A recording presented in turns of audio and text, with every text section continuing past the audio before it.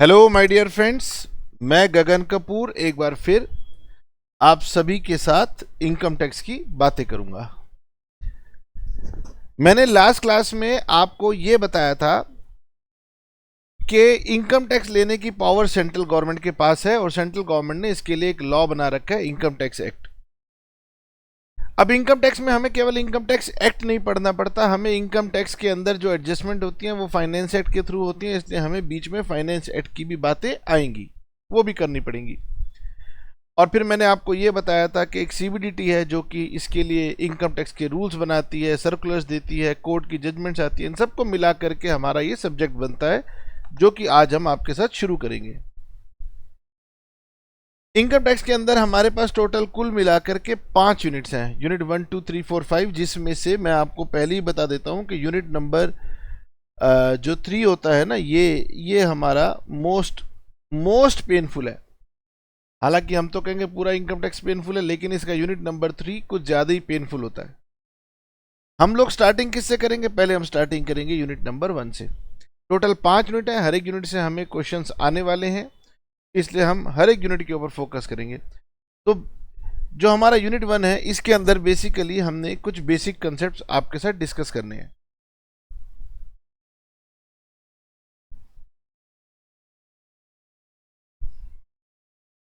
पूरा हमारा income tax अगर हम वो 5 यूनिट्स को चैप्टर वाइज कन्वर्ट करें तो कुछ ऐसा दिखता है। हमारा जो यूनिट 1 है वो बेसिकली चैप्टर नंबर 1 और ये चैप्टर नंबर 2, अगर मैं इन दोनों को ज्वाइन कर दूं तो मिला करके ये यूनिट 1 बनता है। और यूनिट 1 में बेसिकली सेक्शन इनकम टैक्स के सेक्शन 1 टू सेक्शन 9 ये कवर होंगे, जो कि हम 2 पार्ट्स में कवर करेंगे। पहले पार्ट में हम कवर करेंगे सेक्शन 1 टू सेक्शन 4। अब मैं आपको बताता हूं सेक्शन 1 टू सेक्शन 4 ये क्या कहते हैं। ओके,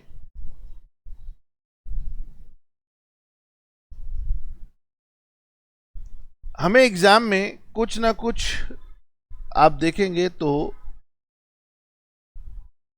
थ्योरेटिकल क्वेश्चंस आएंगे। वैसे इनकम टैक्स का लॉ है कैसा कि सर ये एक प्रैक्टिकल सब्जेक्ट है कि थ्योरेटिकल सब्जेक्ट है? तो ये एक प्रैक्टिकल सब्जेक्ट है, लेकिन इसके प्रैक्टिकल करने के लिए स्पेसिफिक लॉ जो गवर्नमेंट ने बनाया है वो पता होना चाहिए। ये अकाउंट्स के जैसा सब्जेक्ट नहीं है जहां पर कुछ कॉमन रूल पढ़ लिए और उस पर सालों साल काम होता रहेगा, नहीं। इनकम टैक्स बहुत आसान है सर, एक रूल है, पूरी जिंदगी चलेंगे। लेकिन इनकम टैक्स में तो हर साल बदल जाते हैं, कभी भी बदल जाते हैं। तो यहां पर हमें कुछ प्रैक्टिकल करने हैं, उन प्रैक्टिकल के लिए सरकार ने कुछ इनकम टैक्स के रूल बना रखे हैं, मतलब लॉ बना रखा है, रूल नहीं लॉ बना रखा है। वो लॉ हमें पढ़ना है और उस लॉ के अकॉर्डिंग हमने सोल्यूशन करना है। तो पहले लॉ पढ़िए और फिर लॉ से आप अपना प्रैक्टिकल वो बनाएंगे। क्वेश्चन हमारे पास इनकम टैक्स के बेसिक में स्टेप बाय स्टेप पढ़ेंगे। टोटल हमने 4 सेक्शन पढ़ने हैं, 1 2 3 4। सेक्शन नंबर 1 जो होता है ये बेसिकली आपके एक्ट का क्या बताता है कि मेरा नाम क्या है और मेरी एप्लीकेबिलिटी क्या है, सिंपल सी बात बताता है। तो इससे एग्जाम में कुछ होने वाला है नहीं, पूछे जाने वाला है नहीं। तो आओ जरा हम फटाफट सेक्शन नंबर 1 पढ़ के खत्म कर दें। देखिए, तो सेक्शन नंबर 1 कहता है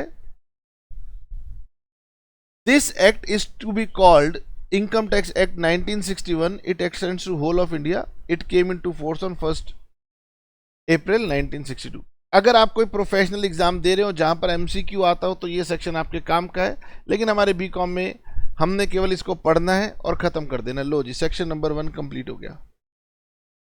ये बताता है कि भाई मेरा स्कोप क्या है और मेरी एप्लीकेबिलिटी क्या है। तो इसने बताया कि मेरा नाम इनकम टैक्स एक्ट है और मैं 1961 में बना था, पूरे हिंदुस्तान के ऊपर लगता हूं, बात खत्म। अब बच के मेरे पास सेक्शन नंबर 2 3 4।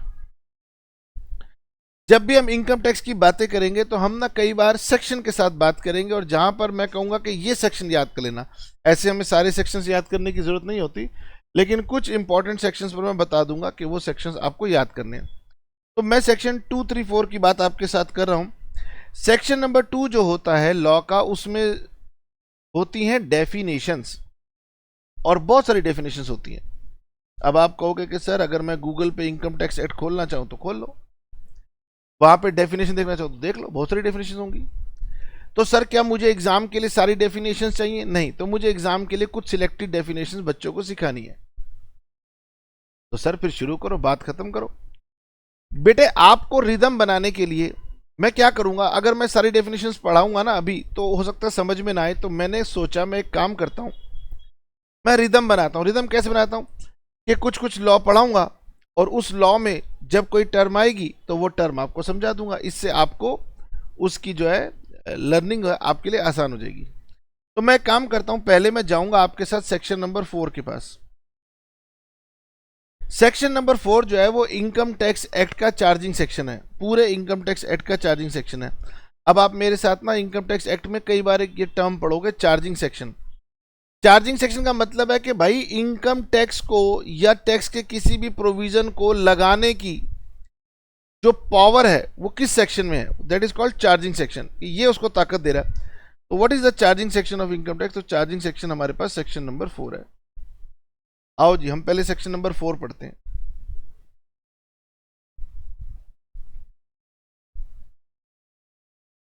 अगर आपने किसी को बताया कि मैं इनकम टैक्स पढ़ रहा हूं और सामने वाला बच्चा, सॉरी सॉरी सॉरी, अगर आपने किसी को बताया मैं इनकम टैक्स पढ़ रहा हूं और सामने वाला जो व्यक्ति है वो इनकम टैक्स का कोई एक्सपर्ट हुआ, लाइक कोई चार्टर्ड अकाउंटेंट हो सकता है, कोई नॉलेजेबल पर्सन हो सकता है, या फिर वो कोई प्रोफेसर हो सकता है, तो वो ना कई बार कोशिश करेंगे, कहेंगे अच्छा एक बात बता सकते हो इनकम टैक्स का चार्जिंग सेक्शन कौन सा है? अगर आपने उनको कह दिया कि इनकम टैक्स का चार्जिंग सेक्शन सेक्शन 4 है, कहेंगे वाह क्लैपिंग, इतना बढ़िया बच्चा है, इंटेलिजेंट बच्चा है। तुरंत पूछेंगे आप किस टीचर से पढ़ रहे हो? मतलब चार्जिंग सेक्शन तो हर टीचर पढ़ाएगा, लेकिन जब कोई पूछ ले आपसे कि चार्जिंग सेक्शन क्या है और आप बता दो सेक्शन नंबर 4 चार्जिंग सेक्शन है, तो वो खुश हो जाएगा। ऐसे ही, ये सिर्फ एग्जाम्पल इसलिए दे रहा हूं कि जब हम आपको पढ़ाएंगे और आप एग्जाम में लिखेंगे तो मैं बार बार बताऊंगा कि बेटे ऐसे लिखना, ये सेक्शन डालना है और ऐसे लिखना। इंप्रेस हो जाएगा एग्जामिनर, आपको नंबर देगा। और रियल लाइफ में आपको फायदा ये होगा कि जब भी कोई अमेंडमेंट आएगी, आप पेपर में न्यूज़ में पढ़ोगे ना, तो न्यूज़ पढ़ने वाले से ज़्यादा बेहतर इंटरप्रेट कर लोगे। अब मेरे साथ साथ पढ़िए, मैंने क्या कहा, मैंने कहा पहले हम थोड़ा सा लॉ पढ़ते हैं, फिर उसमें जो टर्म्स आएंगी, फिर वो टर्म में डेफिनेशन में क्या लिखा है मैं वो पढ़वाऊंगा। ओके, तो एवरी पर्सन, सेक्शन 4 कह रहा है कि every person whose total income, हर पर्सन जिसकी total income during the previous year, पीछे बीते हुए वर्ष में, exceeds maximum amount not chargeable to tax, उस अमाउंट से अधिक हो जाएगी जिस पर सरकार टैक्स नहीं लेती। इसका मतलब सरकार ये कह रही है कि गगन इनकम टैक्स एक्ट में हम ऐसा करते हैं, एक छोटी सी लिमिट बनाते हैं, छोटी सी लिमिट। हम कहते हैं कि जब आपकी इनकम उतने से अधिक हो जाए ना तो ही आपको टैक्स देना है। अब आप में से कई सारे बच्चे क्या करते होंगे, थोड़ा सा पार्ट टाइम में मन करता है तो कोई ट्यूशन पढ़ा ली, किसी का और कुछ मन करा तो उसने कुछ और एक्टिविटी कर ली और उसको कुछ पैसे मिल गए, तो मन में ये टेंशन नहीं होनी चाहिए कि सर मैंने तो कुछ पैसे कमाए थे तो क्या मुझे सरकार को टैक्स देना पड़ेगा, और सरकार को अगर मुझे टैक्स देना है तो मुझे सरकार के सारे प्रोसीजर फॉलो करने पड़ेंगे और मैंने तो फॉलो किए नहीं। तो आप ये जानेंगे कि सरकार ने क्या गगन, हर व्यक्ति पहले कुछ कमाएगा तो अपने कुछ बेसिक खर्चे पूरे करेगा, इस सिचुएशन में आएगा कि कोई चार्टर्ड अकाउंटेंट या लॉयर हायर करे, कोई अकाउंटेंट हायर करे तब तो मुझे टैक्स देगा। तो इसलिए सरकार कहती है कुछ लिमिट तक हम आपसे टैक्स नहीं मांगेंगे। Maximum amount not chargeable to tax, तो सरकार के पास, अभी आप जल्दी मेरे साथ आज और कल की क्लास में ये पढ़ जाएंगे कि सरकार की कुछ लिमिट है, कहीं पर 2.5 लाख है, कहीं पर 3 लाख है, कहीं पर 5 लाख भी है। एवरी पर्सन, हर व्यक्ति जिसकी टोटल इनकम पिछले बीते हुए वर्ष में उस अमाउंट को एक्सीड कर जाएगी जिस पर अधिकतम, जिस अमाउंट पर सरकार टैक्स नहीं लेती, उसे असेसी कहा जाएगा। ये सब सेक्शन 4 कह रहा है। और वो व्यक्ति लायबल होगा टू पे टैक्स एट द रेट और रेट्स। इनकम टैक्स एक रेट पर नहीं है, इनकम टैक्स में मल्टीपल रेट भी आएंगे, तो वो टैक्स देगा उस रेट पर या रेट्स पर जो कि हमने बताए हैं आपको। कहां पर? फाइनेंस एक्ट में। अब आप समझ गए, लास्ट क्लास में फाइनेंस एक्ट की बात की थी, हर साल फाइनेंस एक्ट आता है तो हर साल गवर्नमेंट ये टैक्स के रेट बदल देती है, या फिर कुछ टैक्स के रेट हमने इनकम टैक्स में भी बता के रखे हुए हैं। यानी टैक्स के रेट दो जगह बताए जाते हैं, एक इनकम ऐसी है जिनको गवर्नमेंट ने इनकम टैक्स एक्ट में ही बता दिया कि भाई तुम्हारी इनकम पे मैं इतना टैक्स लूंगी, और उसको छोड़ के जो बाकी सभी इनकम है उन्हें हम फाइनेंस एक्ट में जो रेट बताए जाते हैं, हर साल जो रेट बताए जाएंगे अलग अलग, उनके ऊपर हम उसको लेकर के चलेंगे। अच्छा जी, ये जो हम पढ़ते हैं ना, इसको हम पढ़ते हैं with respect to assessment year. Assessment year income tax का दिया हुआ एक स्पेशल टर्म है। स्कोप ऑफ टोटल इनकम, जो आपकी पूरी इनकम हम कैलकुलेट करेंगे, वो इस बात पे डिपेंड करेगी कि आपका रेजिडेंशियल स्टेटस क्या है। तो मैंने आपको लास्ट क्लास में एक बात और कही थी कि गवर्नमेंट टैक्स अपने रेजिडेंट से लेती है, सिटीजन से नहीं लेती। ओके, ठीक है, एक एक करके हम बातों को समझना शुरू करते हैं। सेक्शन 4 ने, जो कि चार्जिंग सेक्शन है, जो कि सर टैक्स लगा रहा है हमारे ऊपर, उसने कहा हर वो व्यक्ति जिसकी टोटल इनकम बीते हुए वर्ष में एक अमाउंट से अधिक चली जाएगी वो एसएससी बन जाएगा, उसको टैक्स देना पड़ेगा। रेट आप जाके फाइनेंस एक्ट या इनकम टैक्स एक्ट में चेक कर लेना, और हम जो है उस व्यक्ति की इनकम उसके रेजिडेंशियल स्टेटस के अकॉर्डिंगली कैलकुलेट करेंगे।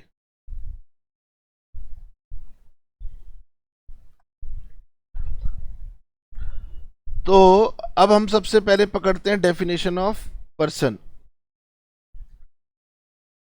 यानी कि आपने अब एग्जाम के लिए जो याद करना है, उसमें मेरे पास सबसे मोस्ट इंपॉर्टेंट डेफिनेशन सबसे पहले आएगी, डेफिनेशन ऑफ अ पर्सन।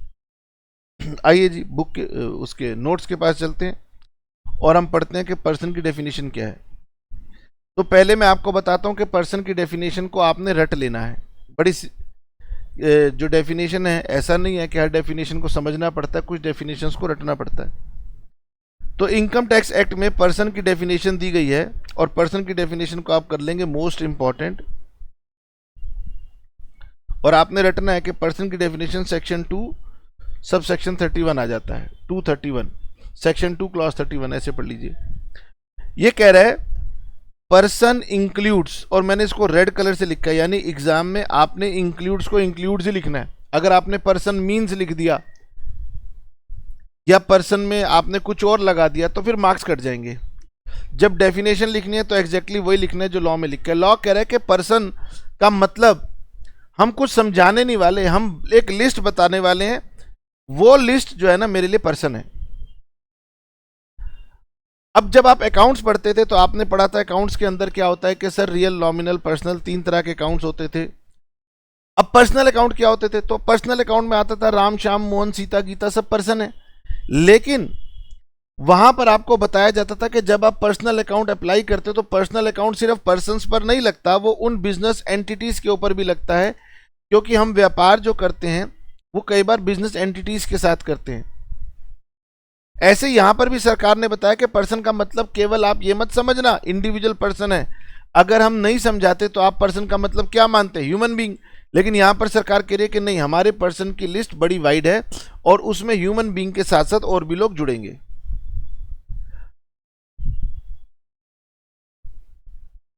ये हमारे कुछ नोट्स हैं जो कि आपको याद करने के लिए इस्तेमाल करने हैं। तो मैंने यहां पर क्या लिखा? मैंने कहा अगर आपसे पूछा जाए पर्सन की डेफिनेशन तो आप लिखेंगे पर्सन इंक्लूड्स 1 2 3 4 5 6 7 हेडिंग्स हैं। आपने लिखना है पर्सन इंक्लूड्स, ये 7 हेडिंग्स का नाम लिख देना है, फुल मार्क्स आपको मिलेंगे। और फिर मैं बताऊंगा इसकी एक्सप्लेनेशन, जो भी मैंने पहले दिखाई थी वो उसकी एक्सप्लेनेशन थी। अगर आप थोड़ा सा बैक करके देखेंगे तो उसमें एक्सप्लेनेशन पार्ट जुड़ा हुआ था। बच्चा कहता है कि सर मैंने तो डेफिनेशन पूरे 2 पेज में लिखी है, मेरे को तो पूरे मार्क्स मिलेंगे। नहीं, मार्क्स मिलते हैं जो रेलिवेंट बात है वो लिखने के लिए। तो आपने लिखना है पर्सन इंक्लूड्स इंडिविजुअल। अब ये हमारे आपसी समझाने की बात है कि जब आप बुक पढ़ेंगे तो बुक वाला कहेगा इंडिविजुअल का मतलब कौन होता है। इंडिविजुअल में आते हैं मेल, फीमेल। इसमें आते हैं कौन? इसमें आते हैं चाहे वो किसी भी एज के पर्सन, मेल फीमेल किसी भी एज के हों, माइनर हों, मेजर हों, बूढ़े हो चुके हों, सब आते हैं। इनमें वो भी आते हैं, आपके मन की शंका दूर करने के लिए बता रहा हूं, इसमें वो भी आते हैं कि अगर पर्सन उसका मेंटल लेवल सही है वो भी आएंगे, जिनका मेंटल लेवल सही नहीं है वो भी आएंगे। इसका मतलब इसके अंदर अगर आपने मूवी देखी हो ऋतिक रोशन की कोई मिल गया, तो कोई मिल गया में दिखाते हैं कि ऋतिक रोशन शरीर से बड़ा हो गया लेकिन उसकी माइंड जो है ना वो बड़ा नहीं है, वो अभी भी बच्चा है। कई बार मूवी में दिखाते हैं कि ये पर्सन पागल है, तो सर क्या पागल पर्सन जो है वो टैक्स दे सकता है? उसके ऊपर आप कह रहे हो कि इनकम टैक्स का रूल लगा दोगे, हम उसे पर्सन में हर तरह के इंडिविजुअल को शामिल कर लेंगे, बच्चा, बड़ा, बूढ़ा, male, female, person of sound mind, person of unsound mind, सबको आपने तो इंक्लूड कर लिया। तो लॉ कहता है कि देखो एक बच्चा है तो उसके पेरेंट्स उस बच्चे के नाम से बैंक में एफडी करा सकते हैं, और पता चलेगा कि उस एफडी की जब इनकम आएगी तो सरकार को बोलेंगे कि भाई ये तो बच्चे की इनकम है। अब बच्चे की इनकम है तो क्या बच्चे की इनकम को कोई संभाल रहा है तो वो टैक्स भी दे देगा। अब कोई माँ बाप है, उन्होंने अपनी प्रॉपर्टी किसी छोटे बच्चे के नाम लिखी हुई है, अब सारी प्रॉपर्टी की इनकम उस बच्चे के नाम आती है, तो सरकार कह रही कि हमें तो टैक्स लेना है, उस बच्चे से नहीं, उस बच्चे का जो भी गार्जियन बनेगा वो दे देगा।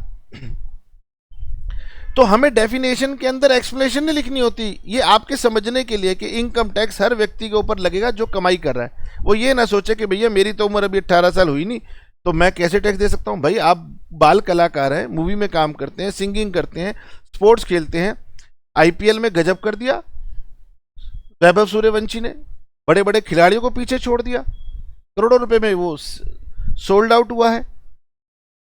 चलिए, तो पर्सन इंक्लूड्स, आपने क्या लिखना है, एन इंडिविजुअल, समझ गए इंडिविजुअल में कौन कौन आएगा। अब मैं आपको दिखाता हूं, यदि आप कहें कि सर हम नहीं समझे तो फिर ये देखो यहां पर ये एक्सप्लेनेशन पार्ट थी। एक बार तो एक्सप्लेनेशन पार्ट पढ़ने का मन करता है, लेकिन बाद में एग्जाम के टाइम में हमें रिवीजन करनी होती है तो हम एक्सप्लेनेशन पार्ट पे ज़्यादा ध्यान नहीं देते, तो इसलिए ये मैंने लिखा दिया कि जो नेचुरल पर्सन है वो इंडिविजुअल है। अब उसमें दूसरी बात आती है कि सर इसके अंदर इंक्लूड होते हैं second item Hindu undivided family. अब आप गूगल करिए, पढ़ते रहिए एचयूएफ क्या होता है, हिंदू एक्ट में डिफाइन कर रखा है, एचयूएफ क्या होता है, इनकम टैक्स एक्ट ने डिफाइन नहीं किया हुआ। तो एचयूएफ क्या मतलब होता है, जो हिंदू परिवार है उसको बोलते हैं एचयूएफ। कई बार ना कई व्यक्ति अपना व्यापार स्टार्ट करते हैं और वो कहते हैं कि ये व्यापार मेरा नहीं है, ये मेरे परिवार का है, पूरे परिवार का ये बिजनेस है। तो हिंदू में एक ऐसा कंसेप्ट है कि हिंदू अनडिवाइडेड फैमिली। आप इनकम टैक्स में जाएंगे, इनकम टैक्स में अप्लाई करेंगे, इनकम टैक्स में एक नंबर होता है, जैसे आपका आधार कार्ड नंबर होता है, ड्राइविंग लाइसेंस नंबर होता है, ऐसे इनकम टैक्स एक नंबर होता है, permanent account number, pan number लीजिए और अपने परिवार के नाम से पैसा कमाइए। जब टैक्स देने की बारी आएगी तो सरकार परिवार से कहेगी भैया जो भी परिवार है आपका, जो भी इसका मुखिया है वो इसके ऊपर टैक्स दे देगा। ठीक है, तो आपने अगर अपने नाम से पैसा कमाया तो भी आपको टैक्स देना है, लेकिन अगर आप ये कहते हो भैया मेरा तो यहाँ कुछ है ही नहीं, यहाँ तो मेरे परिवार का है और परिवार में तो बहुत सारे लोग हैं, तो वो परिवार भी अपना टैक्स देगा। कैसे देगा, इसकी व्यवस्था सरकार ने बता रखी है। अब सर इसका नाम हिंदू अनडिवाइडेड फैमिली है, तो इसके अंदर क्या मुस्लिम अनडिवाइडेड फैमिली भी आएगी? तो मुस्लिम अनडिवाइडेड फैमिली कोई कंसेप्ट ही नहीं होता, उनके अपने कानून होते हैं, वो अपने कहते हैं हमारे शरिया है, सुन्नी है, क्या है, जो भी है वो अपने कानून बताते हैं, लेकिन उनके कंसेप्ट होता नहीं होगा। अगर होता भी होगा तो वो यहाँ कवर नहीं होगा, कहीं और कवर हो जाए गवर्नमेंट के लिए, क्योंकि ये प्रचलित है हिंदू अनडिवाइडेड फैमिली का कंसेप्ट, तो वो भी हमारे लिए पर्सन में हमने अलग से लिस्ट में लिख दिया। ये ना सोचे हमें टैक्स नहीं देना पड़ेगा।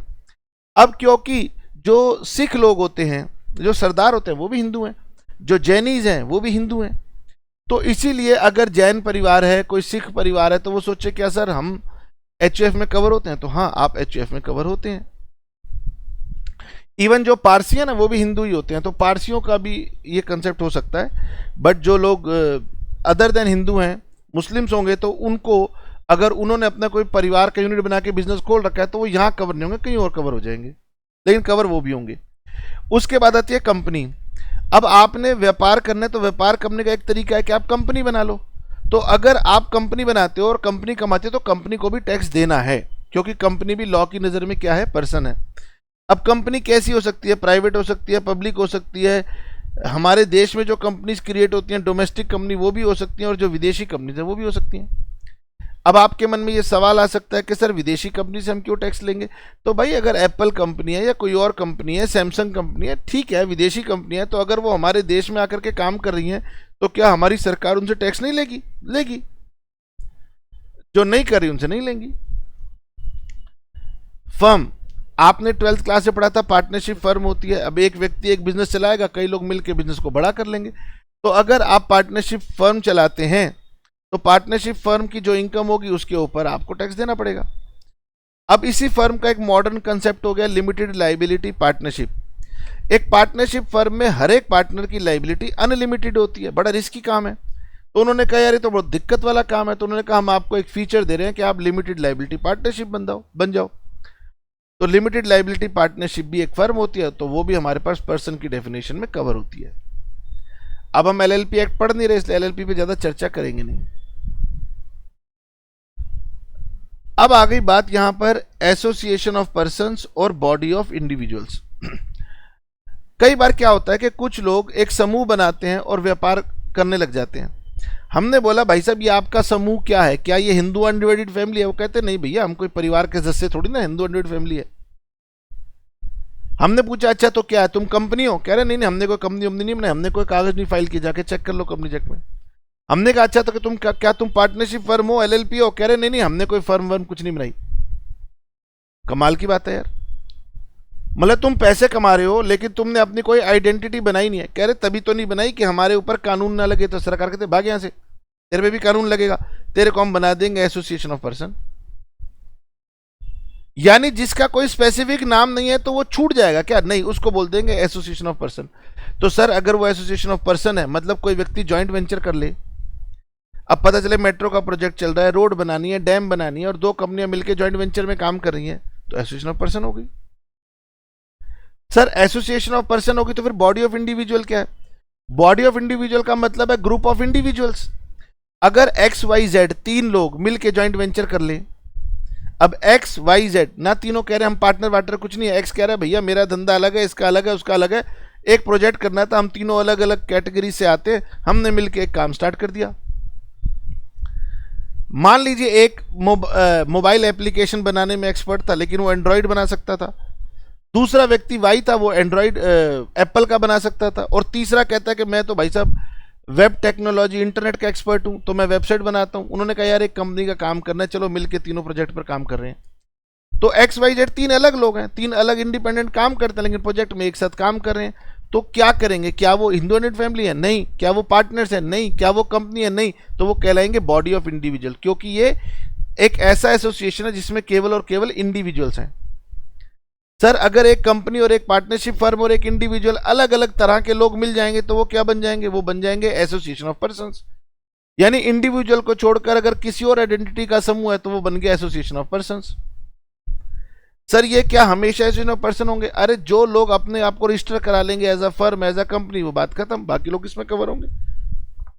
अच्छा सर अगर मेरे को संतुष्टि नहीं हुई, मैं एचयूएफ के बारे में और जानना चाहता हूं, तो मैंने कहा भाई गूगल कर लेना, गूगल बताएगा। हिंदू एक्ट में एचयूएफ की परिभाषा दी हुई है, दो तरह के कानून है, दया भागरा लो, मिताक्षरा लो, जो पढ़ना हो पढ़ लेना। लेकिन हमारे काम का है नहीं तो हम ज्यादा दिमाग लड़ाएंगे नहीं, आपको लड़ाना हो लड़ाना।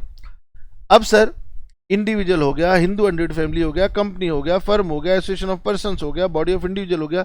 इन दोनों में अंतर यह है कि अगर केवल इंडिविजुअल्स का समूह है तो बॉडी ऑफ इंडिविजुअल है, अगर अदर पर्संस का समूह है तो एसोसिएशन ऑफ पर्संस है। सर एक बात बताइए, अब ये क्या है? Local authority.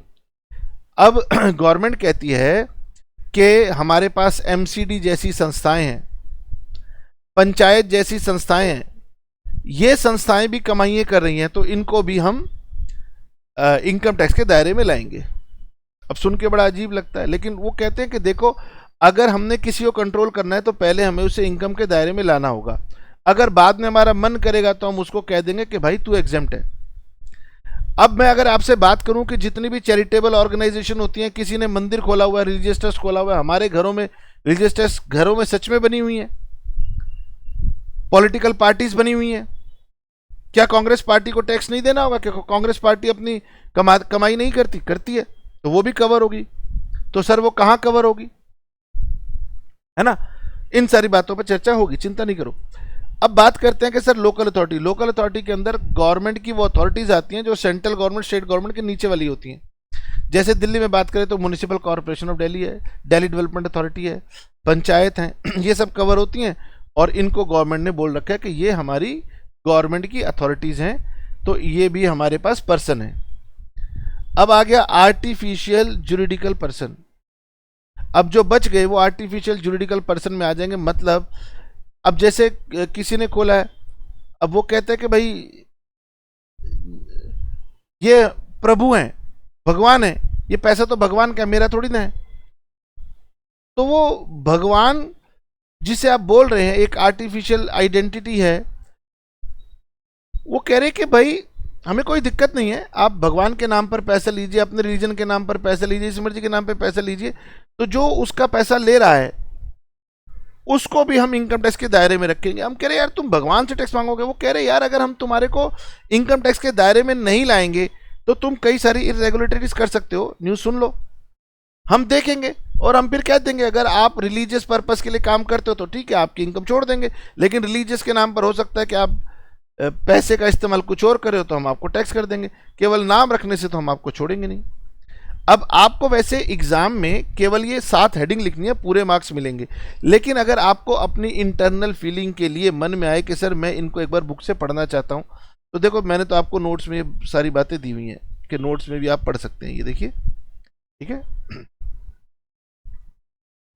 जैसे आप आर्टिफिशियल जुरिडिकल पर्सन के बारे में ज्यादा पढ़ना चाहें तो मैंने लिख के artificial juridical person means entities, वो संस्थाएं which are not natural person, जो नेचुरल पर्सन नहीं है, वो एक सेपरेट एंटिटीज हैं in the eyes of law. Law कहता है कि भाई ये एक अलग संस्थाएं हैं और उनको हम कोर्ट में बुला सकते हैं थ्रू पर्सन मैनेजिंग देम।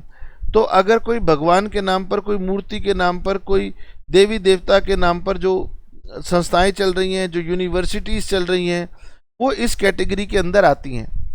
आपने कभी सुना हो बार काउंसिल है, कोई म्युनिसिपल कॉरपोरेशंस है, वो सब इसी के अंदर आ रही हैं।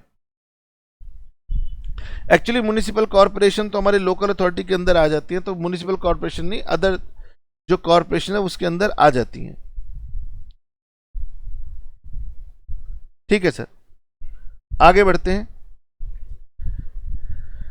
और यहां पर हम लिख देते हैं कि सर हमने ये पर्सन की डेफिनेशन को रट लिया, बस रट लिया, बाकी पढ़ते पढ़ते पढ़ते पढ़ते मन बाकी बातों को मना लेगा जो तुम्हारे मन में सवाल आ रहे हैं। Now every person whose total income, अब टोटल इनकम एक ऐसी चीज है जो मैं इनकम टैक्स से बहुत देर तक जाकर आपको फिर बता पाऊंगा भाई टोटल इनकम कैसे निकालते हैं, वो भी नहीं बता सकता, और इसकी डेफिनेशन आपसे मैं बता रहा हूं एग्जाम में पूछी भी नहीं जाएगी। ड्यूरिंग द प्रीवियस ईयर, पीछे बीते हुए वर्ष में अगर आपकी इनकम, तो पीछे बीते हुए वर्ष की डेफिनेशन थोड़ी लंबी है, बाद में पढ़ते हैं। Exceeds maximum amount not chargeable to tax, अगर वो उस अमाउंट को एक्सीड कर जाए जिस पर सरकार टैक्स नहीं ले रही है, जो कि फिलहाल 2.5 लाख हो सकता है, 3 लाख हो सकता है, 5 लाख हो सकता है, उसके बारे में बाद में बात कर लेंगे, इज एन एसएससी। तो अब मेरे पास दूसरी बात आती है कि सर एसएससी कौन है। अब ये भी मोस्ट इंपॉर्टेंट बात हो जाती है कि हु इज एसएससी।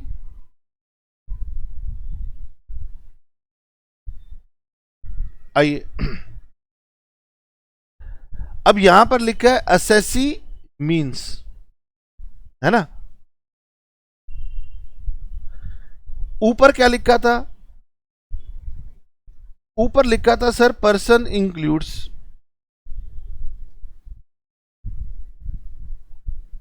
दोनों में फर्क समझ में आ रहा है। जब डेफिनेशन में इंक्लूड्स था तो आपने इंक्लूड्स लिखना है, मींस नहीं लिख देना, और जब मींस लिखा हुआ है तो आपने मींस लिखना है, आपने इंक्लूड्स नहीं लिखना।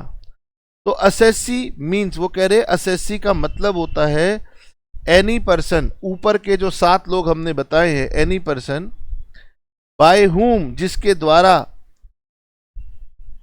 एनी टैक्स और any other sum of money is payable. अगर आप पर्सन हैं, हाँ सर हम पर्सन हैं, और अगर आपसे कोई टैक्स सरकार को देना बनता है, सर मेरी तो कमाई ज्यादा है नहीं, 2.5 लाख से कम है, तो तुम पर्सन हो, लॉ की नजर में एसएससी नहीं हो। सर मेरी इनकम है, मैंने अपनी इनकम पे टैक्स दे दिया, ठीक है, हो सकता है आपने टैक्स दे दिया हो लेकिन टैक्स के ऊपर आपने कोई इंटरेस्ट, पेनल्टी, लेट फी देनी थी वो ना दी हो, तो वो सरकार आपसे लेना चाहती है, तो आप क्या बन जाओगे, आप बन जाओगे एसएससी। तो एसएससी हम उस पर्सन को बोलते हैं जिसके द्वारा कोई टैक्स, कोई other sum of money payable है, इस एक्ट में पेबल है। सर मेरे से कोई टैक्स पेबल नहीं है, मेरे से कोई इंटरेस्ट पेबल नहीं है, मेरे से कोई लेट फी कुछ पेबल नहीं है, फिर भी आप एसएससी हो सकते हैं। वो कह रहे एंड इट इंक्लूड्स, कह रहे गवर्नमेंट कह रही इनको छोड़ के भी हम कुछ और लोगों को शामिल कर लेते हैं एसएससी की परिभाषा में। भाई ये क्या बात है? वो कह रहे हाँ, कह रहे ऐसे लोग भी एसएससी माने जाएंगे,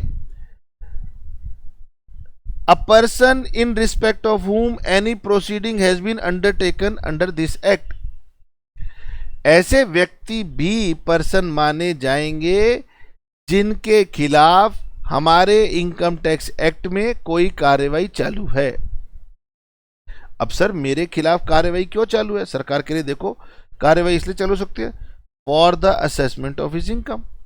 सरकार कह रही है कि नहीं भाई, आपने जो इनकम बताई थी हमें लगता है वो गलत है, तो हम आपकी इनकम को असेस करेंगे, मतलब चेक करेंगे, एग्जामिन करेंगे कि आपने सही बताई या गलत बताई। तो सरकार कह रही है आप हमारे पास आएंगे, हम आपसे कुछ सवाल जवाब करेंगे, पूछेंगे, इंफॉर्मेशन मांगेंगे, ठीक है। तो एक व्यक्ति एसएससी है अगर उसके खिलाफ कोई प्रोसीडिंग चालू हो जाती है, कोई कार्रवाई इनकम टैक्स एक्ट में चालू हो जाती है विभाग के द्वारा कि हम उसकी इनकम को एक्सेस कर रहे हैं। अब मिस्टर एक्स कह रहा है भाई मैं तो गरीब आदमी हूं, चपड़ासी आदमी हूं, मैं तो चपड़ासी आदमी हूं, मैं तो ड्राइवर आदमी हूं, मेरी तो इतनी तनख्वाह ही नहीं है, मेरी इनकम के ऊपर कार्रवाई करो। सरकार कह रही नहीं नहीं नहीं नहीं, ड्राइवर साहब, चपड़ासी साहब इधर आओ, आपके ऊपर नहीं, आपके मालिक की इनकम के रिस्पेक्ट में हम आपके ऊपर कार्रवाई करेंगे। वो कह रहा है भाई कमाई मालिक की, तो कार्रवाई मेरे पे क्यों करोगे? सरकार कहती है भैया ऐसे विदेश में बहुत सारे लोग होते हैं जो क्या करते हैं, हिंदुस्तान में किसी एक आदमी को बिठा देते हैं, गरीब आदमी को, और उसके थ्रू अपना सारा तामझाम करते हैं। और अगर हम उस आदमी से कुछ कहेंगे तो वो यही कहेगा भैया ये पैसा मेरा नहीं है, तो मेरे मालिक का है। अरे तो तू मालिक का एजेंट है, तो उसका केयर टेकर है, मतलब उसके बिहाफ पर काम कर रहा है, तो उसके बिहाफ की इंक्वायरी हम तेरे अगेंस्ट करेंगे।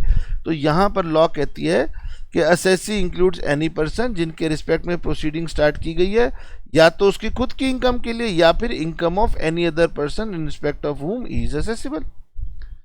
अब कोई पर्सन है, माइनर है, उसकी बहुत बड़ी एम्पायर है, तुम चलाते हो, उसके केयर टेकर हो, गार्जियन हो, तो भाई उसकी इनकम की कार्रवाई किससे होगी? आपसे होगी। तो फिर आप क्या बन जाएंगे? एसएससी बन जाएंगे। ओ क्या गहराई से बात की गई है। To determine loss sustain by him और बाय सच अदर पर्सन। आपने रिटर्न भरी, सरकार को बताया कि भाई मेरे को तो इनकम के लिए नुकसान हुआ, तो सरकार करेगी ठीक है तेरा नुकसान हुआ नहीं, हम तय करेंगे, तो तू एसएससी बन गया। The amount of refund due to him और सच अदर पर्सन। ऐसा भी हो सकता है कि आप कहो कि मैंने सरकार तुम्हें टैक्स ज्यादा दे दिया है और मेरा बनता का मैं वापस कर दो। अब सरकार ये नहीं कि तूने ज्यादा क्यों दिया, सरकार का सिस्टम ऐसा है कि सरकार के पास ज्यादा टैक्स ऑटोमेटिकली भी पहुंच सकता है। धीरे धीरे आप पढ़ेंगे तो समझ में आ जाएगा। ऐसा नहीं होता हमेशा कि मैं अपना कैलकुलेट करूंगा। जैसे मैं खाना खाने गया, मैंने कहा भाई दिखाओ बिल बताओ कितना अमाउंट हुआ, उसने कहा भी आपने 1500 रुपये खाना खाया तो 1500 ही दे के आऊंगा, ज्यादा थोड़ी दे के आऊंगा। लेकिन इसमें ऐसा होता है कि ज्यादा पैसे कट जाते हैं। ठीक है, आपने क्या करना है, आपने रटना है, और रटने के काम बहुत ज्यादा नहीं है, सिर्फ इसी डेफिनेशन चैप्टर में ज्यादा नहीं, 4-5 डेफिनेशन है। ओके, एक होता है डीम्ड एसएससी। अब सरकार ये कहती है कि अगर आप गाने के शौकीन है तो आपने गाना सुना होगा, तुम दिन को अगर रात कहो रात कहेंगे। मतलब सरकार कह रही है अगर मैंने कह दिया, डीम्ड का मतलब होता है सरकार कह रही भाई मैंने मान लिया तू एसएससी है तो तू एसएससी बन गया। अच्छा, a person who is deemed to be an assessee. सरकार कह रही है कि भाई तेरे को एसएससी माना जाएगा, चुपचाप आ जा। ठीक है, कोई फांसी नहीं लग रही हर बात पे, ये नेगेटिव मत सोचना कि मुझे एसएससी बना दिया, अरे तो क्या हो गया। आगे बढ़ो। एसएससी इन डिफॉल्ट, एक व्यक्ति था, उसको इनकम टैक्स से कुछ प्रोविजंस का पालन करना था और उसको पता नहीं था, उसने उनका पालन नहीं किया, तो भी वो एसएससी बन गया, एसएससी इन डिफॉल्ट। तो मतलब कहने का मतलब है विभाग को जिन पर्सन्स के साथ कुछ कार्रवाई करनी है, कोई टैक्स लेना है, तो उन्हें वो अपनी भाषा में एसएससी बुलाते हैं। हाँ, अब आप एग्जाम में ये लिख के आ जाओ कि अगर हमें विभाग को, सरकारी विभाग को अगर हमसे कोई पैसा लेना है तो वो एसएससी है, तो मार्क्स नहीं मिलेंगे। लेकिन ये लाइनें लिख दोगे, बड़ी डिफिकल्ट डेफिनेशन है, 2-4-5 बार मेहनत करने से याद हो जाएगी। ये आपको लिखनी है, आपको मार्क्स मिल जाएंगे। अब देखिए,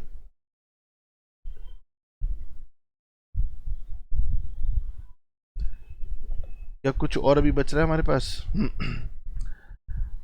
असेसमेंट ईयर है, प्रीवियस ईयर है, ओके।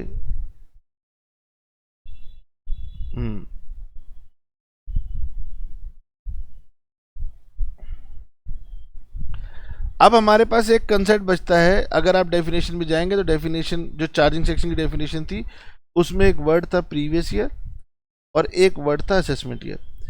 अब ये प्रीवियस ईयर असेसमेंट ईयर दोनों एक दूसरे से रिलेटेड हैं। छोटी सी डेफिनेशन ज़्यादा देर लगी पढ़ाने में, तो मैं तो आज की क्लास में भी कवर कर सकता हूँ, लेकिन इसके साथ जुड़ा हुआ एक एक्सेप्शन होता है, उसको पढ़ने में समय लगेगा। इसलिए मैं एक काम करता हूँ, मैं आज की क्लास को यहीं रोक देता हूँ। आज हमने पर्सन की डेफिनेशन पढ़ी, असेसी की डेफिनेशन पढ़ी। नेक्स्ट क्लास में हम पढ़ेंगे प्रीवियस ईयर किसे कहते हैं, असेसमेंट ईयर कहते हैं किसे कहते हैं, और वो एक्सेप्शन कौन सी है जिसके बारे में हम बात करें। तो नेक्स्ट क्लास में हम इसके जो बेसिक कंसेप्ट जो एग्जाम में आने हैं वो कवर कर देंगे। आज हम इतना ही करते हैं। चलिए, okay, tata, bye bye, see you. और मैं जैसे कि बताता हूं कि बेटे इनकम टैक्स एक डिफिकल्ट सब्जेक्ट है, तो हम थोड़ा थोड़ा करके पढ़ते हैं। तो नेक्स्ट क्लास में आने से पहले कोशिश किया कीजिए कि जो आपको लास्ट क्लास में पढ़ाया गया था उसको आप पढ़ के आए, उसको आप रिवाइज करके आए, समय समय पर याद किया करो, और फिर इससे आपका काम आसान हो जाएगा। आपका काम एक और चीज़ से आसान हो सकता है, अगर आप हमारी वीडियोस अपने दोस्तों को रिकमेंड करते हो, शेयर करते हो कि देख लो भाई एक टीचर ऐसा भी है, थोड़ा सा बोर कर देता है लेकिन कंटेंट वो कम समय में ज़्यादा कवर कर देते हैं। तो इस तरीके से आप हमारी सहायता कर सकते हो। और जो पैसे होते हैं वो हमेशा पैसे जेब में छुपाने के लिए नहीं होते, ज्ञान पर खर्च करने से उसका ज़्यादा फायदा मिलता है, तो कोर्स खरीदने के लिए होते हैं। तो आए हमारे से कोर्स खरीदें, और कोर्स खरीदने के लिए आप चाहें तो हमारे नंबर पे संपर्क कर सकते हैं, है ना।